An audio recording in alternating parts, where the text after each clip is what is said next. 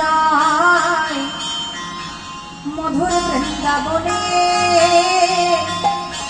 চলো যায় মধুর বৃন্দাবনে।